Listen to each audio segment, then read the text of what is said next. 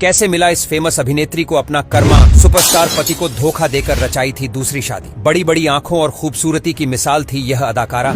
अपने जमाने में लाखों दिलों पर राज किया करती थी, जिसने बॉलीवुड के बड़े बड़े सितारों के साथ काम किया। लेकिन कैसे उनकी खूबसूरती का इस्तेमाल करके डायरेक्टर्स अंग प्रदर्शन करवाया करते थे।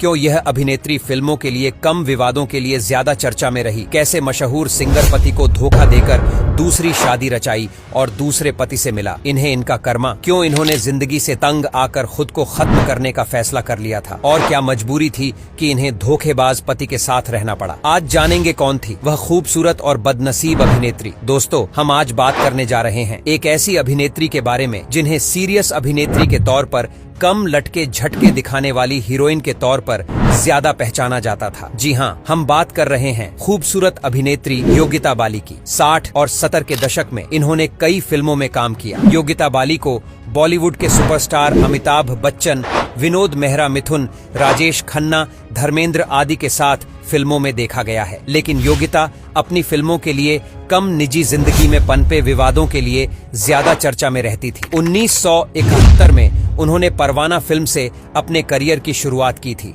जिसके बाद वो कई फिल्मों में नजर आई। उनका जन्म मुंबई में एक पंजाबी परिवार में 13 अगस्त 1952 को हुआ था। उनके पिता जसवंत फिल्मी दुनिया में अपनी अलग पहचान रखते थे, लेकिन असल में पाकिस्तान से भारत आए जसवंत का असली नाम सैयद इरशाद हुसैन था। यहाँ आकर जब उन्होंने शादी की तो अपना धर्म भी बदल लिया। लेकिन जब फिल्मों में उन्हें बड़ा नुकसान हुआ तो पाकिस्तान वापस लौट गए। पाकिस्तान में उनकी पहली पत्नी और बच्चे रहते थे, जिन्हें छोड़कर वह भारत आए थे और उन्हीं के पास वापस लौट गए। योगिता की मां एक पंजाबी थी और उन्हीं का सरनेम योगिता इस्तेमाल किया करती हैं। 1960 के दौरान कोलकाता विश्वविद्यालय से योगिता ने अपनी शिक्षा पूरी की। योगिता शम्मी कपूर की पत्नी एक्ट्रेस गीता बाली की भांजी थी, इसलिए बचपन से ही उन्होंने फिल्मी माहौल देखा था और उनका सपना एक्ट्रेस बनने का था। अपनी मौसी की वजह से उनके लिए फिल्मों में काम पाना भी आसान था, इसलिए उन्हें आसानी से पहली फिल्म भी मिल गई थी। परवाना फिल्म में अमिताभ बच्चन और विनोद मेहरा के साथ काम करने के बाद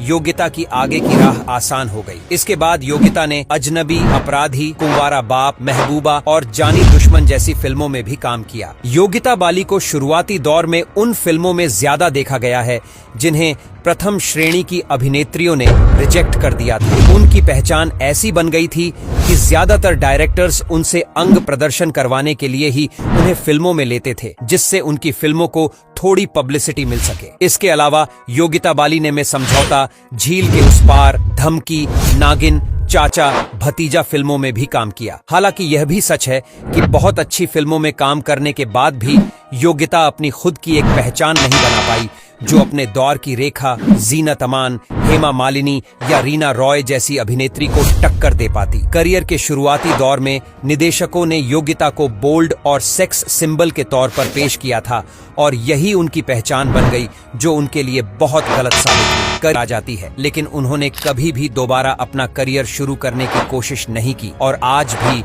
एक गुमनाम जिंदगी जी रही है। जिस तरह से योगिता ने शादी में रहते हुए भी अपने पति को धोखा दिया और किसी और से शादी रचा ली, उसी तरह से योगिता के साथ भी हुआ, जिससे वो पूरी तरह से टूट गई और अपनी जिंदगी खत्म करने का फैसला ले लिया। लेकिन किस्मत ने उन्हें एक और मौका दिया। आज योगिता मीडिया और फिल्मों से बिल्कुल दूर रहती हैं और कम ही नजर आती है।